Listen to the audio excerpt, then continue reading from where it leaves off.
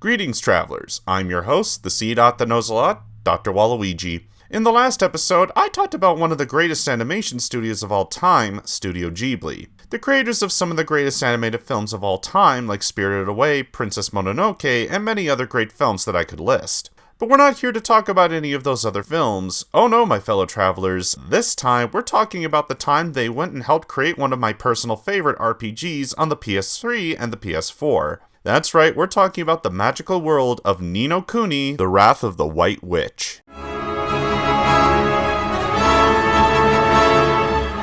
The game was developed by Level 5 and published by Namco Bandai. The game is an updated version of the DS game Dominion of the Dark Djinn, which was only released in Japan. This game began production in 2008, which was planned for the 10-year anniversary of Level 5, but wasn't released in North America until 2013. The game received high praise from critics and gamers, even being nominated and won several awards when it was released on the PS3, to the point that it received a sequel in 2018 for the PS4, and the game even got a remastered version for all consoles as early as 2019. It's often looked at as one of the best RPGs of the modern day, not just for the animation, but the gameplay and story, as it feels like the game developers took more from Studio Ghibli's writing team, as well as their animation. I myself found the game to be a fun, open-world RPG that has a lot of great dark moments that will cause your heart to wrench.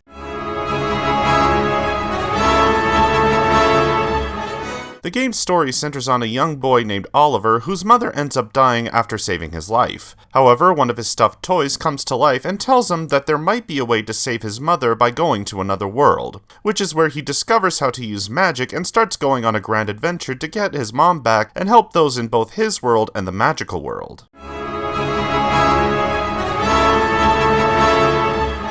It's no surprise that this game looks as good as it does. After musician Naoya Fujimaki introduced both presidents of Level 5, Akihiro Hino, and Studio Ghibli, Toshio Suzuki, they both decided to work together to create this game, as Studio Ghibli had just finished their work on Ponyo and had no other projects in the works at the time. The game's animation was headed by Yoshiyuki Momose, where he and his team worked on recreating the same animation they did for their movies, while the Level 5 team that was headed by Ken Motomura worked on the gameplay elements and editing the rest of the animation, including backgrounds, color tones, adding shadows, and character movements. Which was the main reason why this game wasn't released in 2008, as the game designers and animators really wanted this game to look just right on its release, and in my opinion, it paid off in spades. Not only are the 2D sequences beautiful to look at, but the 3D really pops out as well with how much time and care the animation team took when creating the game and copying the Ghibli art style. It's nice to see a passion project be able to meet its goal of pleasing everyone when it comes out, because the creators took the time to make the game work, especially in this modern age of lazy and quick game design.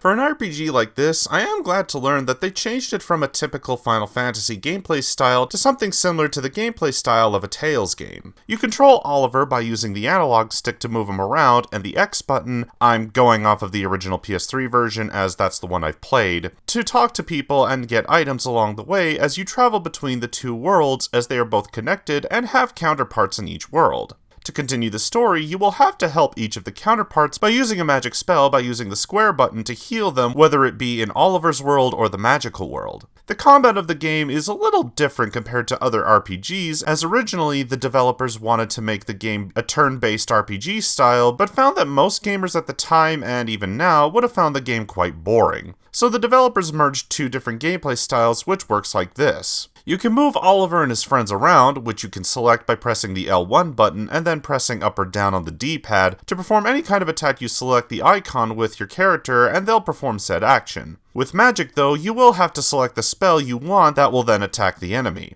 However, when performing any kind of attacks, you do have to wait for the character to finish attacking, which will be indicated by the blue timer just above the selection screen. This can get a little annoying if you don't have the patience for the battle and just want to attack rapidly, but I think it works for this game. The rest of the game pretty much works like any other RPG, where you go to towns, collecting and selling items, look at jobs at the Adventurers Guild you want to do to get EXP to level up your characters, and so on. However, I found myself not really needing to do these side quests, as I was able to beat most of the bosses by just playing the game's story, and was able to breeze through the game.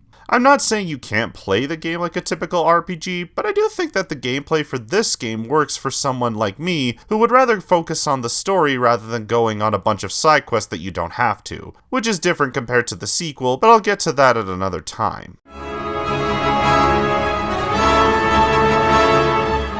For a game that was animated by a company that had never worked in the video game industry, I have to say that it worked out pretty well for them. However, I think that the credit for this game should be given more to the developers than just the animation team. Don't get me wrong, I love the animation, this still being Studio Ghibli and all, but I feel like it's only well known in the game industry because of the animation. But there's so much more that this game has to offer with its unique gameplay that is easy to learn for new players and a very heart-wrenching story. The only negative I'd have to give this game is that it can be a bit on the easy side if you want to try and 100% the game. Overall, I give Ni no Kuni Wrath of the White Witch a 9 out of 10. If any of you guys are looking for a good place to start your RPG video game collection, this is one I highly recommend for how easy the game is. Though I will say that you should be prepared as this story is on the same level as a Don Bluth movie.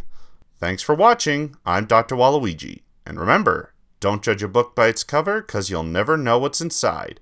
Good night, everyone.